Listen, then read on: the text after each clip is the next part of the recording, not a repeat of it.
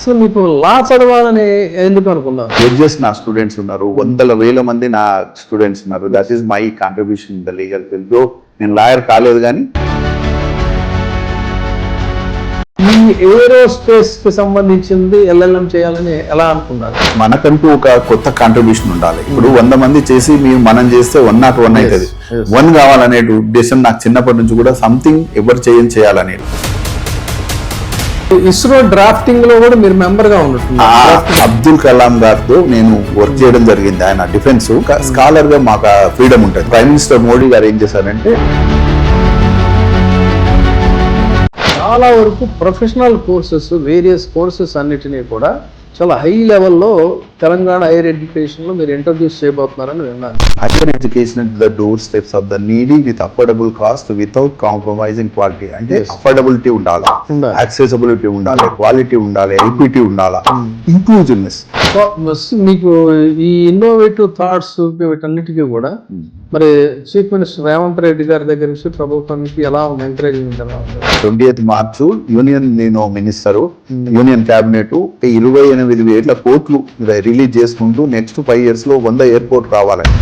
Private institutions UK, Australia వీటన్నిటిలో కూడా మీకు జాబ్ గ్యారంటీ ఈ కోర్సు నేర్చుకుంటే అని చెప్పని వాళ్ళు పబ్లిసైజ్ చేస్తుంటారు. ఈరోజు మెటీరియల్ అవైలబుల్ ఉంది, గూగుల్ చూసుకోవాలి.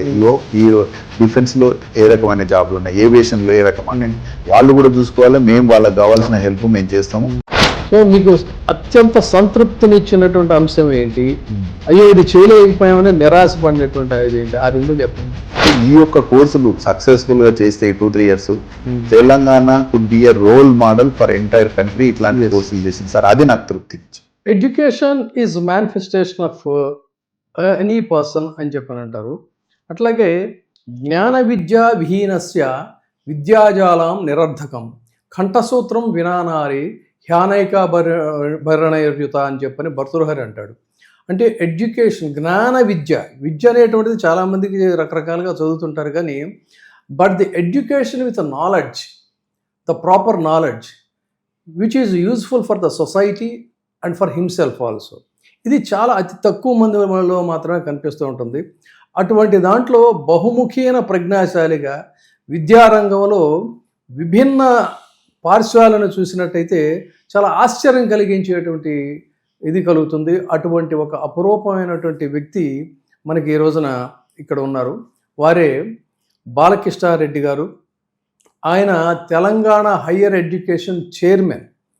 అంతకంటే కూడా ఇంకా ఎక్కువ ఉన్నతమైనటువంటి పదవులు కూడా ఆయన చేశారు. ముఖ్యంగా చెప్పాలంటే మహీంద్రా యూనివర్సిటీకి డీన్గా చేశారు, తర్వాత నల్సార్ యూనివర్సిటీకి రిజిస్ట్రార్ చేశారు, వైస్ ఛాన్సలర్ చేశారు. ఇలా చెప్పుకుంటూ పోతే విద్యారంగంలో ఆయన రకరకాల పార్శ్వాలు. ఆశ్చర్యకరమైనటువంటి అంశం ఏంటంటే లాలో కూడా ఆయన చేసినటువంటిది చాలా అపురూపమైనటువంటిది. సివిల్ ఏవియేషన్లో ఎల్ఎల్ఎం చేయటం అనేటువంటిది చాలా ఆశ్చర్యకరమైనటువంటి అంశం. ఆ రోజుల్లో చాలామందికి తెలియదు. లా అనేది ఇప్పుడు బహుముఖ్యంగా విస్తృతం అయింది తప్ప అలా ఆ రోజుల్లోనే అంటే ఆ విజనరీ అనేటువంటిది కూడా ఆయన్ని గురించి చెప్పుకోవాలి. అటువంటి బాలకృష్ణారెడ్డి గారి గురించి ఆయన అసలు ఎలా ఈ స్థాయికి వచ్చారు, ముఖ్యంగా ప్రత్యేకించి ఇప్పుడు ఒక విభిన్నమైనటువంటి పాత్ర వహిస్తున్నారు. దాని గురించి కూడా మళ్ళీ మనం ఆయన మాటల్లోనే తెలుసుకుందాం. నమస్కారం అండి కృష్ణారెడ్డి గారు. నమస్తే.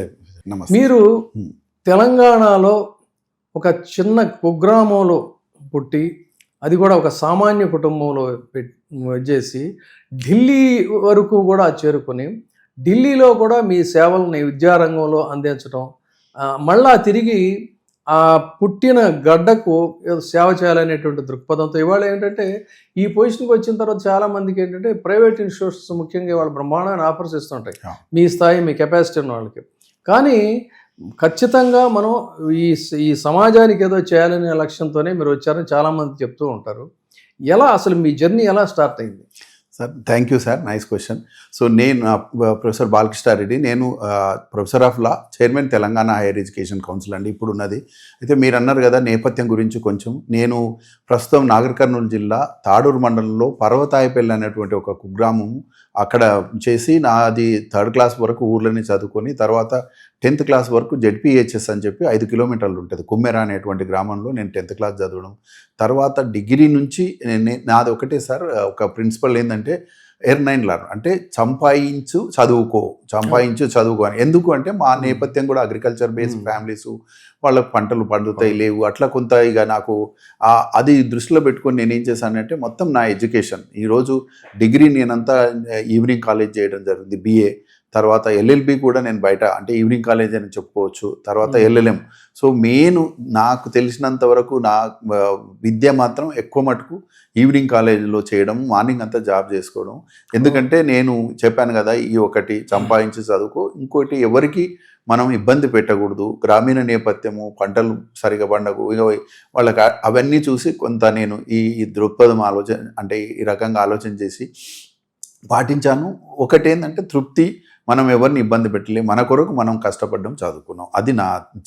అయితే ఇలా నేను LLM వరకు చేసి, అయితే LLM చేసేటప్పుడు ఈవినింగ్ కాలేజ్ నాకు అప్పుడు సివిల్స్ రాయాలనేటువంటిది బాగా కాంపిటీషన్ సక్సెస్ రివ్యూ, ఆ రోజుల్లో ఎడిటోరియల్ చదవడం అదంతా ఇన్స్పిరేషను. అయితే ఢిల్లీకి మా గురువు గారు కూడా ప్రొఫెసర్ నాగేశ్వరరావు గారు అని ఇప్పుడు లేరు కానీ ఆయన నిష్ణాతులు ఇంటర్నేషనల్లో. సో నేను రెగ్యులర్గా ఈవినింగ్ కాలేజ్ పోయినప్పుడు అంటుండే, నువ్వు ఢిల్లీకి పో సివిల్స్ రాయని.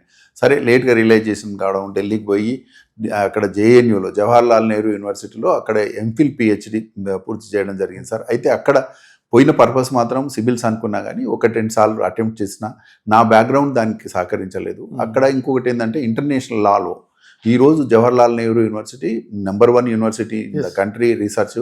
అందులో మళ్ళీ అక్కడ కూడా నేను aerospace law, air and space law అనేటువంటి టాపిక్స్ని చూజ్ చేసుకొని MPhil చేయడము, తర్వాత PhD చేయడం.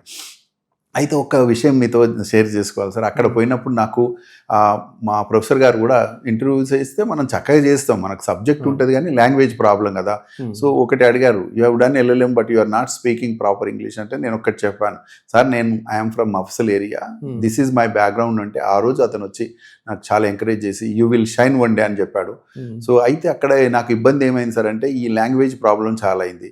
ఒకప్పుడు ఇంకా చాలా అంటే అసలు నేను మనగలుగుతానా ఇట్లా అని కొంత ఒక 1 month చాలా ఇబ్బంది పడడం జరిగింది. బట్ ఎనీహౌ మా ఫ్రెండ్స్ ఎంకరేజ్ చేయడం. సో ఈరోజు మీకు చెప్పడం ఏంటంటే నేను ఒక హిస్టరీ క్రియేట్ చేశాను జవహర్లాల్ నెహ్రూ. ఏంటి అంటే మా టీచర్స్తో 2 పుస్తకాలు రాశాను. ఒకటి air law and policy in India 1994, తర్వాత recent trends in international space law and policy అని చెప్పి 1997లో. ఈ పుస్తకాలు ఈరోజు థర్డ్ వరల్డ్ కంట్రీస్ ఒక ట్రిటైజెస్ అంటే ఒక అవి కాదు, ఇది కాకుండా నేను ముందు గ్రంథాలు వాటిని చేసి ఈరోజు ఎందుకంటే మనం ఏం మాట్లాడినా గూగుల్లో కొట్టుకోవచ్చు వాళ్ళు ఎవరైనా. సో ఎయిర్ లా స్పేస్ లా అనేటివి థర్డ్ వరల్డ్ కంట్రీస్కు ఈ యొక్క స్టూడెంట్స్కు ఒక టెక్స్ట్ బుక్ లాక్ అయ్యి మంచి రివ్యూస్ వచ్చినాయి సార్. ఒకటి నెదర్లాండ్స్ ఒకటి జర్నల్ ఉంది ప్రపంచంలో మంచి జర్నల్, అదేంటంటే టాప్ ఎయిర్ అండ్ స్పేస్ లా అని నెదర్లాండ్స్ లైడెన్ యూనివర్సిటీ నుంచి వస్తుంది. వాళ్ళు రివ్యూ చేసుకుంటూ ఒకటే అన్నారు, నా గురించి చాలా చెప్పారు, స్కాలర్ చేశాడని. లాస్ట్ ఒక పారా నేను మీతో షేర్ చేసుకుంటా. ఏమన్నారంటే ఇండియా నా గురించేమో scholar did lot of work అని చెప్పి అదని, అది నాకు ఇంపార్టెంట్ కాదు. లాస్ట్ పారా ఏం చెప్పాను, India should be congratulated that it has available not only an updated manual on air and space law but that reflects third world countries అని. అంటే చాలా చక్కటి మంచి రివ్యూ రావడం. అయితే కంట్రీని పొగడను అంటే అక్కడ నాకు మోరల్ బూస్ట్ వచ్చింది. తర్వాత మేము మా గురువులు ఈరోజు నేను మీకు భట్ గారేమో యునైటెడ్ నేషన్లో ఇప్పుడు ఎకావ్ అని ఉంటాయి, ఇంటర్నేషనల్ సివిల్ ఏవియేషన్ ఆర్గనైజేషన్, దానికి లీగల్ అడ్వైజ్. ఇంకొకరు మణిగారని, ఆయన ప్రపంచ న్యాయస్థానంలో ఒక అడ్వకేట్గా పనిచేసిండు, కేసులు కోర్టు. అలాంటి వారితో చేసి వాళ్ళతో పాటు బుక్స్ రాయడం. సో జవహర్లాల్ నెహ్రూ యూనివర్సిటీలో నాకు ఒక మంచి రికగ్నేషన్, ఎందుకంటే ఇంత మంచి వర్క్ అయింది అనేది. సో ఆ రకంగా చూజ్ చేసుకొని నేను JNU వరకు నా ప్రస్తావన సో పోవడం జరిగింది. చిన్న ఇంటరప్షన్ అండి. ఇప్పుడు అసలు మీకు లా చదవాలని ఎందుకు అనుకున్నారు? అంత వయసులో మీకు ఎవరైనా గైడ్ చేశారా, లేకపోతే ఆ అంబిషన్ మీకే? Excellent question sir. ఇప్పటి వరకు ఎవరు నన్ను ఇంటర్వ్యూలు అడగలేదు. ఏంటంటే మా కుటుంబం చాలా ఇప్పుడు డిస్ప్యూట్స్ ఉండే ఊర్లో, నాగర్ కర్నూలు ఏంటంటే కేసులు పాలులతోటి అవి ఇవి. అయితే ఇంట్లో ఒకరు మా బ్రదర్స్, మేము మా కుటుంబం కూడా పెద్ద కుటుంబం అంతా, ఇక నేనే ఫస్ట్ జనరేషన్ సరే. అయితే అనేవాళ్ళు మా ఫాదర్ వాళ్ళు కేసులు అవి పోవడం, అదైతే వాళ్ళు ఎప్పుడు అనేవాళ్ళు మన ఇంట్లో ఒక లాయర్ ఉంటే బాగుంటేది అని. So that was the thing. But ఒక్కటి మీకు ఇంట్రెస్టింగ్ థింగ్ ఏంటంటే నేను గ్రాడ్యుయేషన్ చేసేటప్పుడు కూడా లాయర్ దగ్గర పనిచేశాను, లా చేసేటప్పుడు కూడా లాయర్ దగ్గర సో పనిచేశాను. ప్రాక్టీస్ చేశారు మీరు? ప్రాక్టీస్ చేయలేదు. చేయలేదు. మున్సి అంటారు కదా, క్లర్క్ అని అవును, చెప్పి, అవును. Yes, క్లర్క్ అని అంటే I want to know drafting అదంతా కూడా చేశారు. అంత అంటే కోర్టులకు వాళ్ళు ఎంబడి పోవడము, yes. ఇదంతా హెల్ప్ చేయడం, టైపింగ్ అట్లా అంటే నేర్చుకోవాలనేటువంటి. తర్వాత ఒకటి మీకు విచిత్రమైన విషయం ఏంటంటే, నేర్చుకున్నాను ఎమ్మెల్ గాను అని ఫేమస్ అడ్వకేట్ అప్పుడు 85, 86, 87 అట్లా చేసిన అంత వర్క్ నేర్చుకున్నాక నాకు ఆ ప్రొఫెషన్ మీద కొంత నా మెంటాలిటీకి సూట్ కాదని నేనేం చేశానంటే సార్ చెప్పాను, సార్ నేను లా అంటే ప్రాక్టీస్ చేయను. ఎందుకు చేయవు, నువ్వు ఇంత నేర్చుకున్నావు కదా అంటే, తర్వాత నేను ఎల్ఎల్ఎం చేయడం సార్. నాకు ఈరోజు మీతో షేర్ చేసుకోవడం ఏంటంటే, ఎల్ఎల్ఎం ఎంట్రన్స్ రాస్తే so I was the topper ఉస్మానియాలా. సో 2 జూరిస్ప్రుడెన్స్ అని ఇంటర్నేషనల్ వచ్చినాయి. సరే ఎనీవే ఇంటర్నేషనల్ లా చేసి తర్వాత నేను మా గురుగారు నాగేశ్వరరావు గారు అక్కడ పంపించడము. సో ఇక్కడ అయితే చేయడానికి రీజన్ ఏంటంటే, నా మెంటాలిటీకి సూట్ కాలేదు కాబట్టి నేనేం చేశానంటే ఈ టీచింగ్కి పోవాలని చెప్పి మళ్ళీ ఇంకా జేఎన్యూలోకి పోవడం, రీసెర్చ్ చేయడము. ఈరోజు ఐఎమ్ హ్యాపీ, ఎందుకంటే నేను ఎంతోమంది జడ్జెస్ నా స్టూడెంట్స్ ఉన్నారు, 100,000 మంది నా స్టూడెంట్స్ ఉన్నారు. That is my contribution in the legal field. Though నేను లాయర్ కాలేదు కానీ ఈ రోజు లాయర్స్ జడ్జెస్ తయారు చేశారు తయారు ఫ్యాక్టరీగా. అయితే జనరల్గా అప్పుడు ఏంటంటే ఎల్ఎల్ఎం చేయాలనుకునేటువంటి వాళ్ళకి కేవలం ఒక లిమిటెడ్ సబ్జెక్ట్సే ఉండేవి. అలాంటిది ఆ టైంలోనే మీరు ఈ ఏరోస్పేస్కి సంబంధించింది ఎల్ఎల్ఎం చేయాలని ఎలా అనుకున్నారు మీరు? ఎవరు గైడ్ చేశారు? ఎల్ఎల్ఎం ఇంటర్నేషనల్ లాలో చేసిన ఉస్మానియా ఇంటర్నేషనల్ లా చేసి ఎంఫిల్ పిహెచ్డి వచ్చి ఏరోస్పేస్ లా జవహర్ లాల్ ఇది అక్కడ. సో ఇక్కడ ఇంటర్నేషనల్ లా చేశారు. ఇంటర్నేషనల్ లా చేసినాక ఎంఫిల్ తర్వాత పిహెచ్డి ఏరోస్పేస్. ఎందుకంటే ఒకటి అక్కడి నుంచి మళ్ళీ ఇక్కడికి ఎలా షిఫ్ట్ అయ్యారు? అవుతుంది. అసలు ఎందుకు ఏరోస్పేస్ లా చేయాలని అంటే, ఎప్పుడు కూడా సార్ మనకంటూ ఒక కొత్త కాంట్రిబ్యూషన్ ఉండాలి. ఇప్పుడు 100 మంది చేసి మనం చేస్తే 101 అవుతుంది. 1 కావాలనే ఉద్దేశం నాకు చిన్నప్పటి నుంచి కూడా, సంథింగ్ ఎవరు చేయాలనేది. సో అందుకొరకు అక్కడ కొన్ని ఆర్ట్స్ చాలా ఉన్నాయి. నేను ఎల్ఎల్ఎం అయినాక ఇంటర్నేషనల్ లా చేసిపోయినాక ఎయిర్ అండ్ స్పేస్ లా చేసి అందరు అప్పుడు అన్నారు, సో ఎందుకు ఎంఫిల్ చేస్తున్నావు, పిహెచ్డి చేస్తున్నావు అంటే, ఏవియేషన్ అంటే air India, Indian airlines bankruptcy అంటే దివాళా తీస్తున్నాయి, స్పేస్ అంటే నోబడీ నోస్, నీకు జాబ్ ఎక్కడ వస్తుంది. నన్ను ఢిల్లీ సర్కిల్లో చాలా అంటే కొంత డిస్కరేజ్మెంట్ ఉన్నా, బట్ నాకేందంటే పట్టుదల, ఏదో ఒకటి చేయాలా, ఎవరు లేని ఫీల్డ్లో చేయాలి, కంట్రీకి కాంట్రిబ్యూట్ చేయాలని. సార్ ఈరోజు మీరు అడిగారు కాబట్టి నేను ఒకటి చెప్తున్నా, నా గ్రామీణ నేపథ్యం కానీ నా యొక్క కాంట్రిబ్యూషన్ నా కంట్రీకి ఏంటంటే, గత 30 సంవత్సరాల నుంచి జేఏ నుంచి స్టార్ట్ చేసి ఇండియాలో స్పేస్ లా లేదు. ఇండియా స్పేస్లో చాలా చక్కటి థర్డ్ వరల్డ్ కంట్రీ అయినా కానీ India doing wonders in space technology. కాబట్టి టెక్నాలజీ ఈరోజు ఏమైందంటే కమర్షియల్ అయింది. ఈరోజు మన యొక్క టెక్నాలజీని అమెరికా లాంటి కంట్రీస్ కొంటున్నారు. అయితే ఇక్కడ ఒక గ్యాప్ ఏమైందంటే లీగల్ లేదు. సో ఒక్కసారి టెక్నాలజీ నుంచి కమర్షియల్ ఫేజ్ షిఫ్ట్ అయినప్పుడు బిజినెస్ అంటే లిటిగేషన్ అంటే judges. Role of judge is not to make law. వాళ్ళు ఇంటర్ప్రిట్ చేయాలి, అంటే చట్టం ఉంటే దాన్ని ఇంటర్ప్రిట్ చేయాలి. చట్టమే లేనప్పుడు ఏందని చెప్పి నేను ఆ యొక్క చట్టం కావాలనేటువంటి దాని మీద పూనుకొని గత 30 సంవత్సరాలు ఇస్రో డ్రాఫ్టింగ్ లో కూడా మీరు మెంబర్ గా అయితే వస్తున్నాను. అయితే ఈ 30 సంవత్సరాల్లో నేను ఫస్ట్ 1997 బుక్ రాసినప్పుడు చెప్పాను, ఇప్పటి వరకు స్పేస్ లా లేదు, ఇండియాలో స్పేస్ లా కావాలి, ఎందుకంటే కమర్షియలైజేషన్ అయింది, డిస్ప్యూట్స్ అని చెప్పి. సార్ ఈరోజు మీతో షేర్ చేసుకోవడం ఏంటంటే, అట్లా 30 సంవత్సరాల నుంచి నేను ఎన్నో ఆర్టికల్స్ బుక్స్ రాసి, ప్రతి 1992లో కస్తూరి రంగన్ అని అతను మన ఇస్రో చైర్మన్ ను నేను ఢిల్లీలో కలవడం, మా గురువు గారు నేను, ఆయన ఒక్కటే అన్నాడు, మేము బాగా చేస్తున్నాం సైంటిస్ట్ ఉన్న లిమిటెడ్ రిసోర్స్, బట్ మీరు లా చేయండి అని చెప్పి నాకు ఇన్స్పిరేషన్ కస్తూరి రంగన్. తర్వాత మీకు ఇంకొక విషయం నేను తర్వాత ఎలాబరేట్ చేస్తా, అబ్దుల్ కలాం గారితో నేను వర్క్ చేయడం జరిగింది, ఆయన డిఫెన్స్ మిసైల్. సో ఈ రకంగా నేనేం చేశానంటే, ఒక స్కాలర్గా మాకు ఫ్రీడమ్ ఉంటుంది, ఏంటంటే నేను ఆర్టికల్స్ రాసి స్పేస్ యాక్టివిటీస్ బిల్ అని చెప్పి 2005, 2009 అని అట్లా నేను చేసినాక ఈరోజు అంటే to cut short the story, prime minister Modi garu ఏం చేశారంటే, ఇదంతా ప్రైమ్ మినిస్టర్ మోడీ కింద వస్తుంది, department of space. Jitender Singh అని ఉంటాడు కానీ నేను అదే, ఆయన ఇవన్నీ చూశారు, ఇప్పటికీ లీగల్ ప్రాబ్లమ్ చాలా వస్తుంది. అప్పుడు ఏమన్నాడంటే, why not we create law అని చెప్పి ఒక కమిటీ కాన్స్టిట్యూట్ చేయమని ఇస్రోకి చెప్పి, sir I'm part of that ISRO. అయితే ఈరోజు నాకు గర్వంగా చెప్పేది ఏంటంటే, నా రైటింగ్స్ కొంత యూజ్ అయినాయి, ఈ డ్రాఫ్ట్ చేయడంలో అట్లా చేసి మేమందరం కలిసి కూర్చొని ఆ డ్రాఫ్ట్ చేసి ఈ రోజు ఒక చట్టం ఉంది, అదేంటంటే స్పేస్ యాక్టివిటీస్ బిల్ 2017 అని పార్లమెంట్ లో పెండింగ్ ఉంది. అది రీజన్స్ మనకు తెలియదు, కానీ అది నా కాంట్రిబ్యూషన్. ఈ రోజు ఒక చట్ట రూపకల్పనలో నా వంతు పాత్ర పోషించి ఈ రోజు భారతదేశానికి కావాల్సినటువంటి స్పేస్ చట్టంలో నేను ఒక్కనని కాదు, బట్ నా వంతు నేను చేసినటువంటి రైటింగ్స్ అక్కడ కొంత యూజ్ అయింది.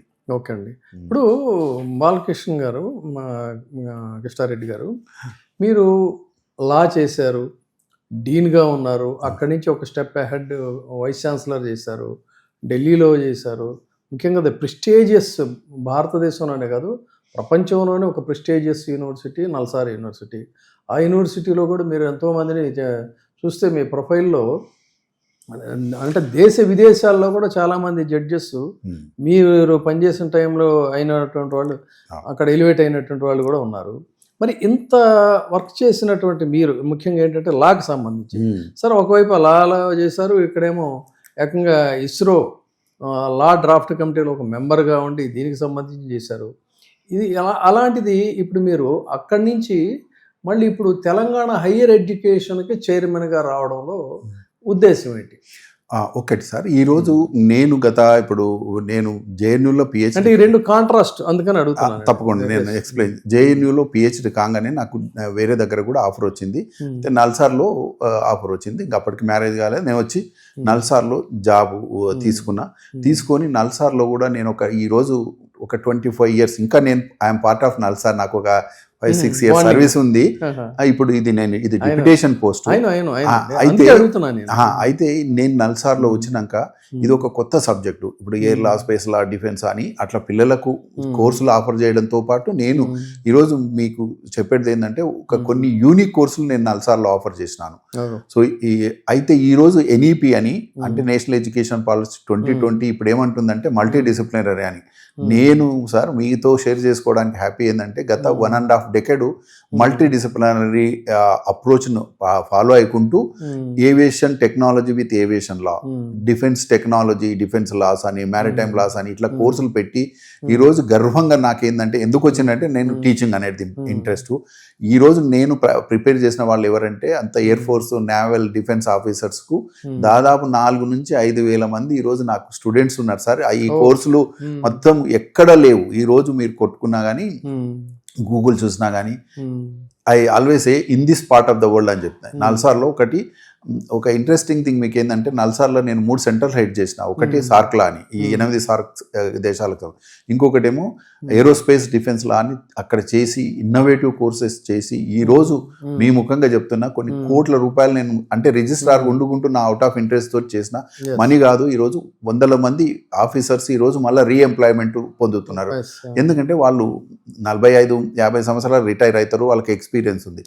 అయితే దీనిలో సంబంధించిన డిగ్రీ లేదు కాబట్టి నేను ఈ డిగ్రీ ఇచ్చి అది చేయడం జరిగింది. సో ఈ రకంగా నాకేంటంటే ఏవియేషన్, స్పేస్ ఇలాంటి కొత్త కోర్సులు అంటే మీరు అన్నది ఎందుకు వచ్చిందంటే ఏంటంటే ఒకటి టీచింగ్ ఫీల్డ్ ఇంట్రెస్ట్, ఇంకొకటి ఎప్పుడు కూడా మనం ఎట్లా ఆలోచన చేయాలంటే something we should do for the country. ఈరోజు నేను ఇప్పుడు స్పేస్ చట్టంలో నా పాత్ర ఉంది. ఇవాళ 100 మంది నా స్టూడెంట్స్ ఏంటంటే ఆఫీసర్స్కు మళ్ళీ రీఎంప్లాయ్మెంట్ చేయడం జరిగింది. అట్లా నల్సార్కు పేరు వచ్చింది. తర్వాత ఇప్పుడు మనకు కూడా నాకు సాటిస్ఫాక్షన్ ఏంటంటే ఇలాంటిది.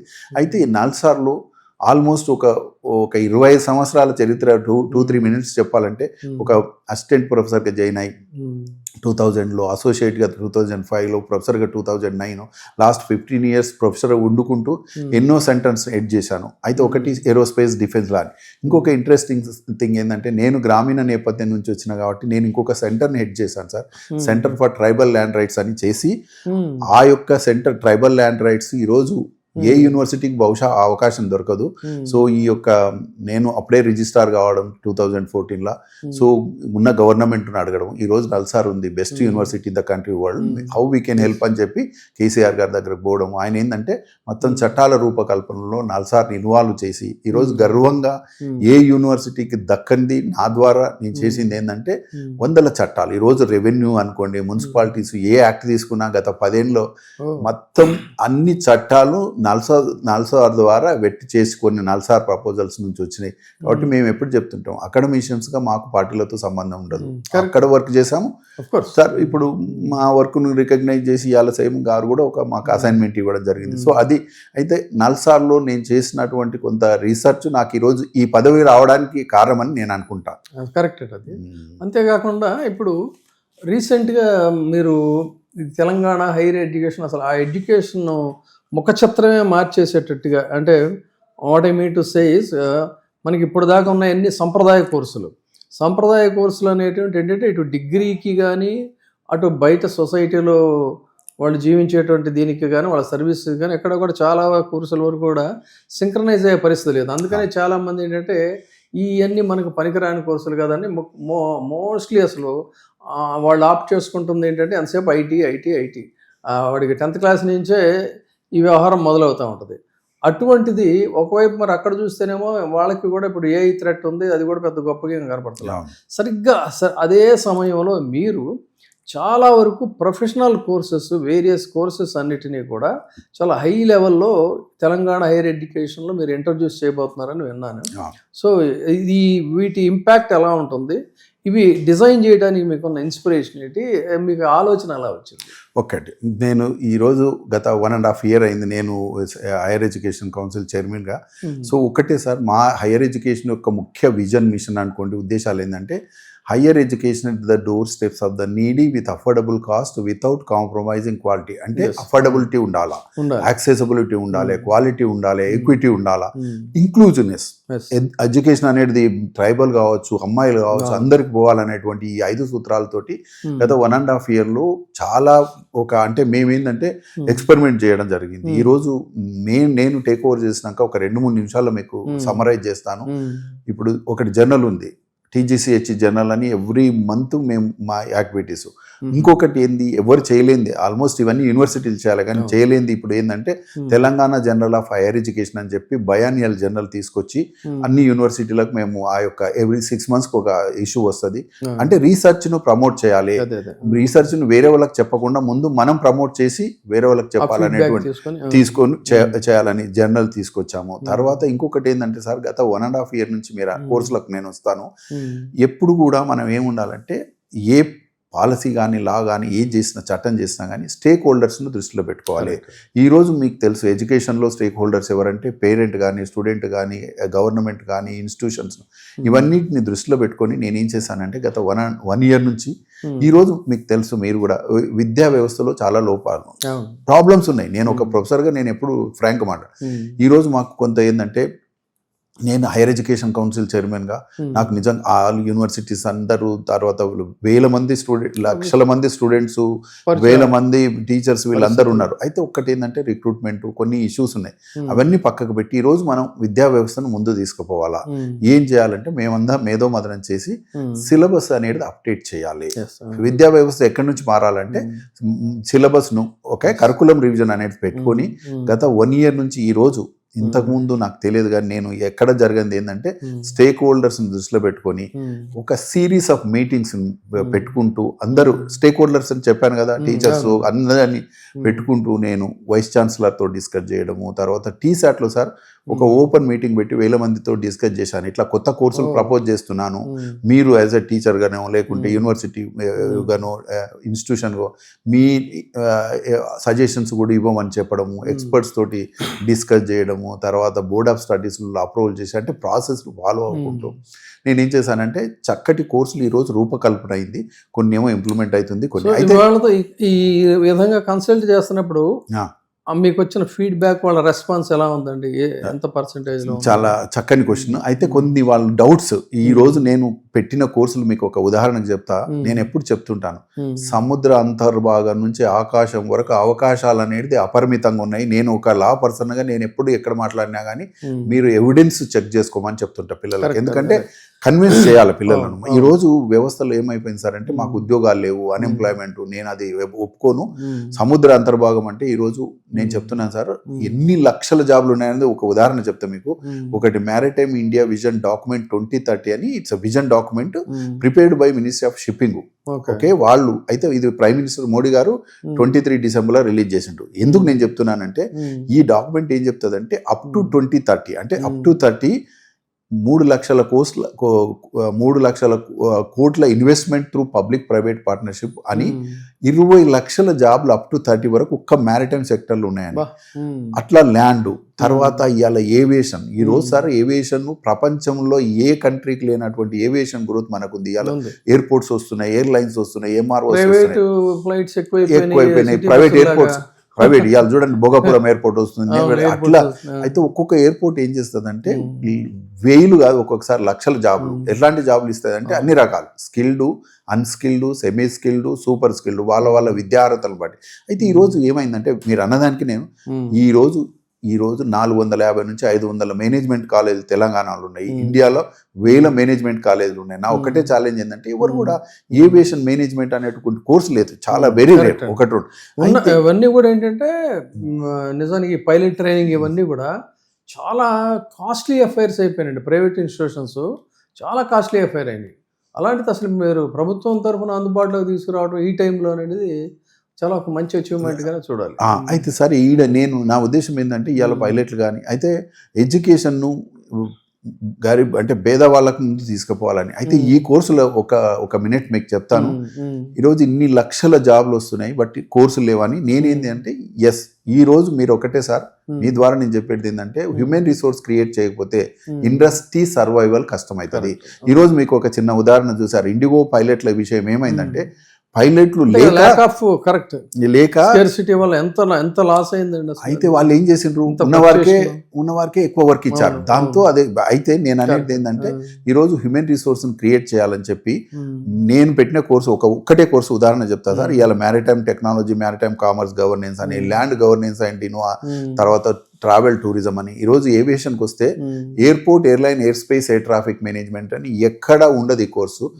మనం ఏంటంటే తెలంగాణ విద్యార్థులకు ఇది అందుబాటు తీసుకొస్తే మన వాళ్ళు ఎక్కడైనా ఎయిర్పోర్ట్లు కానీ ఎయిర్లైన్ జాబులు ఉన్నాయి ఈరోజు, కానీ విద్యా వ్యవస్థ లేదు. అందుకొరకు మీరు అన్నదానికి ఏంటంటే మనకి ఎక్కడ జాబులు ఉన్నాయి, నెక్స్ట్ 5 yearsలో ఎలాంటి జాబులు ఉన్నాయి, నెక్స్ట్ 10 yearsలో. ఈరోజు స్టడీస్ చెప్తాయి ఏమంటే బోయింగ్ అని, ఎయిర్ బస్ అని, సిఐఐ అని, ఫిక్ అని, ఇవన్నీ రిపోర్ట్స్ తీసుకొని నేను ఇవన్నీ స్టడీ చేసి సో ఈ కోర్సులు బహుశా సబ్జెక్టివ్ కరెక్షన్ ఇలాంటి కోర్సులు ఇండియాలో డిగ్రీ లెవెల్లో ఎక్కడ పెట్టలేదు.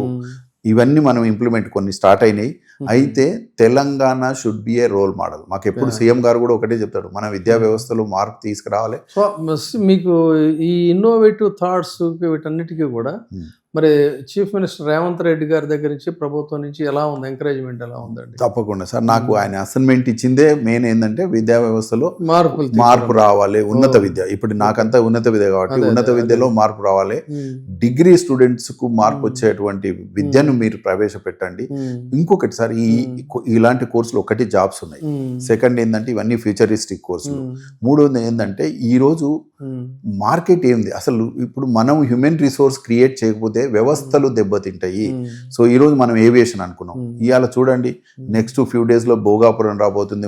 మనకు అంటే 80 ఎయిర్పోర్ట్లు వచ్చినాయి ఈ 12-13 సంవత్సరాలలో. ఇంకొక 100 ఎయిర్పోర్ట్ రాబోతున్నాయి సార్ నెక్స్ట్ 5 years. నేను ఈరోజు స్టాటిస్టిక్స్తో చెప్తా. 28 మార్చు యూనియన్ మినిస్టరు యూనియన్ క్యాబినెట్ 28,000 కోట్లు రిలీజ్ చేసుకుంటూ నెక్స్ట్ 5 yearsలో 100 ఎయిర్పోర్ట్ రావాలని.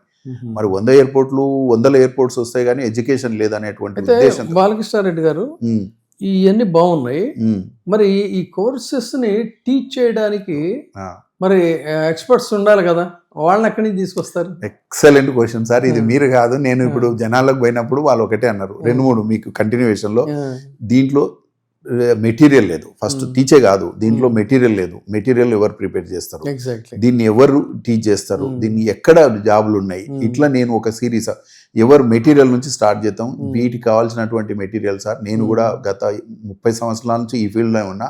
సో ఆల్రెడీ నేను సిలబస్ తయారు చేయడము, మెటీరియల్స్. ఈరోజు ఒకటి మీ ద్వారా చెప్పేది ఏంటంటే ఒకసారి ఇవన్నీ అయిపోతే ఫస్ట్ ఈ రోజు డిగ్రీ వ్యవస్థలో ఒకటి మీకు చెప్పలేదు, లాస్ట్ 1 year నుంచి నా ట్యాగ్ లైన్ ఏంటంటే డిగ్రీ దండగ కాదు పండగ.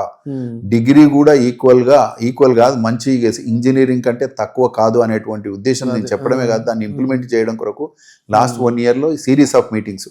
మీరు అడిగిన క్వశ్చన్ చాలా మంది ఏంటంటే ఎవరు సిలబస్ తయారు చేస్తారు, ఓకే మేము చేసాం టీజీసీహెచ్.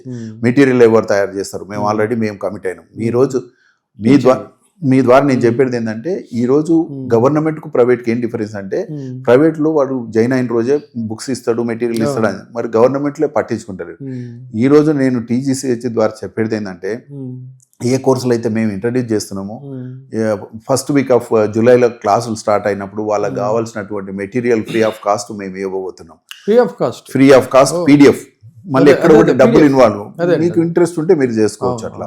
సో ఆల్రెడీ మేము ఇంగ్లీష్ కొన్ని చేసి ఇప్పుడు పెట్టాము. అయితే ఇది మెటీరియల్ ఇస్తాం. తర్వాత ఇంకొకటి ఏంటంటే ఉన్న టీచర్స్ ను మనం ఫస్ట్ అడుగుదాం, ఇగో ఇట్లాంటి కొత్త కోర్సులు ఇంట్రెస్ట్ ఉంటే మీరు ట్రైనింగ్ ఇస్తారు, ముందుకు రండి, మేము వాళ్ళ ఫ్యాకల్టీ డెవలప్మెంట్ ఇస్తాం. ఇంకొక కొత్తదనం ఏంటంటే ఈ రోజు ఇవన్నీ కొత్త కోర్సులు కాబట్టి నేను మెటీరియల్ తయారు చేసి ఏఐ ట్యూటర్ అనేటువంటి కొత్త కాన్సెప్ట్ ఇంట్రడ్యూస్ చేస్తున్నాను సార్. ఏఐ ట్యూటర్ ఏంటంటే ఈ 200 పేజీల మెటీరియల్ నేను తయారు చేస్తున్నాను, దాని ట్యూటర్కి ఇస్తే దాంతో మనం కొంత అంటే it's not going to substitute entire, కొంత చాలా వరకు అట్లా వాళ్ళ టీచర్స్ ఉన్న వాళ్ళకి చెప్తాము, ఏఐ ట్యూటర్ నుంచి మెటీరియల్ తయారు చేద్దాము.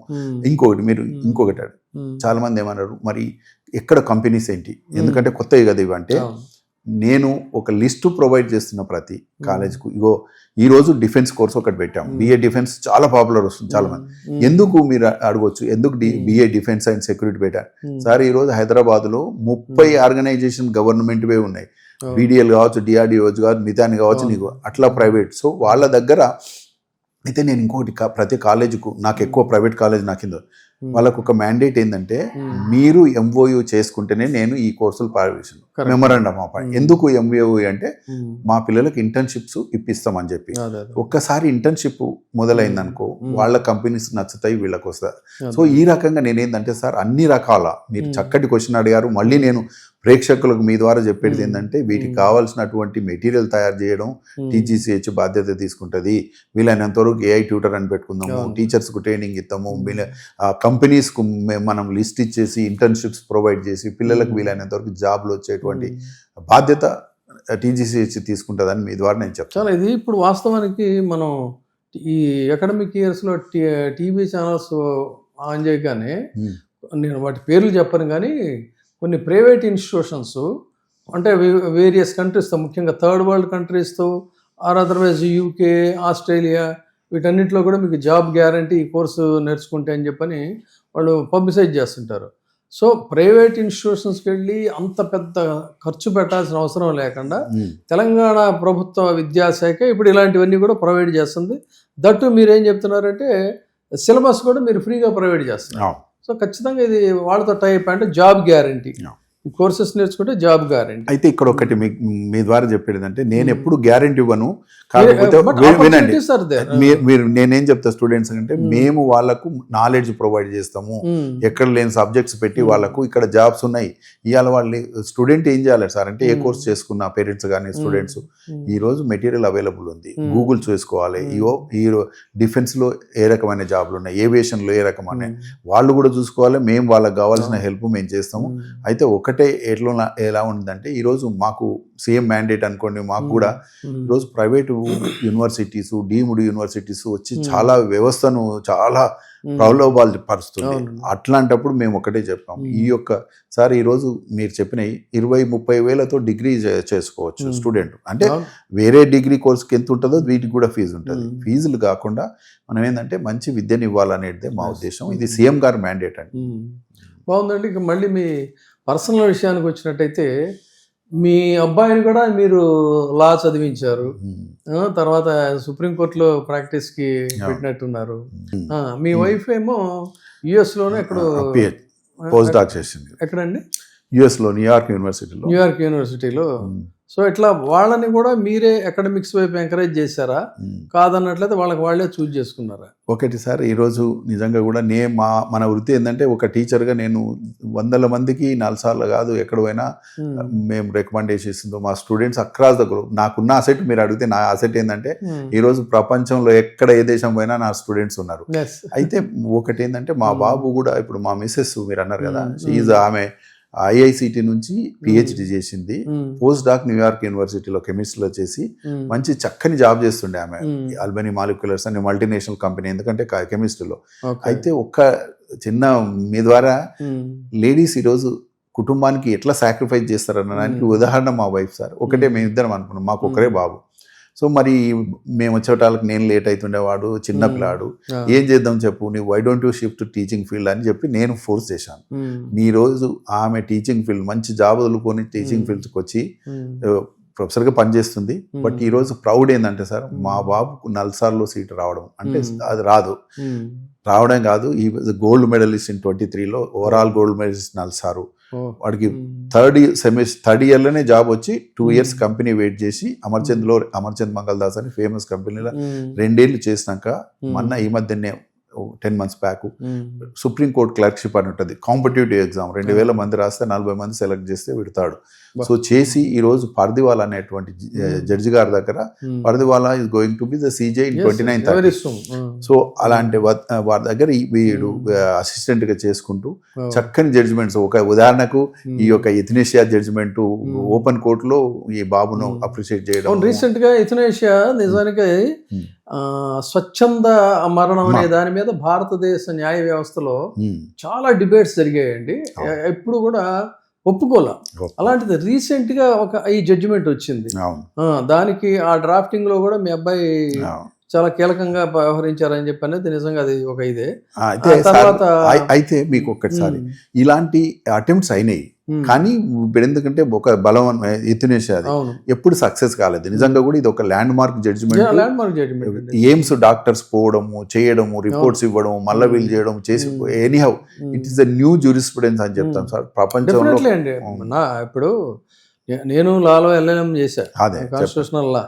నాకు చాలా కాలంగా నేను యుథనేషియాకి సంబంధించి చాలా ఈ ఆర్గ్యుమెంట్స్, వాళ్ళ పేపర్ ప్రజెంటేషన్స్ డిఫర్ అవ్వటం ఇవన్నీ కూడా నేను చూశాను. బట్ రీసెంట్గా ఇది జడ్జిమెంట్ అనేది ఖచ్చితంగా landmark judgement. And apart from that కూడా ఇంకొక దీంట్లో కూడా మీ అబ్బాయి ఇప్పుడు కంట్రిబ్యూషన్ ఉందనేది హ్యూమన్ ట్రాఫికింగ్ మీద. సో అంటే మీరు లా చేసి మీరు ప్రాక్టీస్ చేయలేకపోయినా కూడా ఆ వ్యాక్యూమ్ని మీ అబ్బాయి సాటిస్ఫై చేస్తున్నారని చెప్పి అనుకోవచ్చు కదా. అనుకోవచ్చు. మంచి ఇంకా మనకంటే ఇప్పుడు సార్ జనరేషన్ ఎట్లుందంటే ఫాస్ట్ ఉంది చాలా. డెఫినెట్లీ ఇప్పుడు డ్రాఫ్టింగ్ కానీ వాళ్ళది పిల్లలది చాలా. ఇప్పుడు నేను జనరల్గా ఒక టీచర్గా ఈ జనరేషన్కు ఎప్పుడు చెప్తుంటాం, టీచర్స్ మనం టీచ్ చేయకూడదు, మనం ఓన్లీ గైడ్ చేయాలి. ఆ రకంగా పిల్లలు ఇప్పుడు అంటే మా అబ్బాయి కాకుండా ఈ జనరేషన్ చాలా చక్కగా వాళ్ళ గైడెన్స్ ఇస్తే మాత్రం మంచి. ఈరోజు నల్సార్లో నేను గత 25 years నుంచి జాబ్ చేయడం, 100,000 మంది స్టూడెంట్స్. నల్సార్ అంటే టాప్, మీకు తెలుసు, ఇంతకుముందు మీరే చెప్పారు.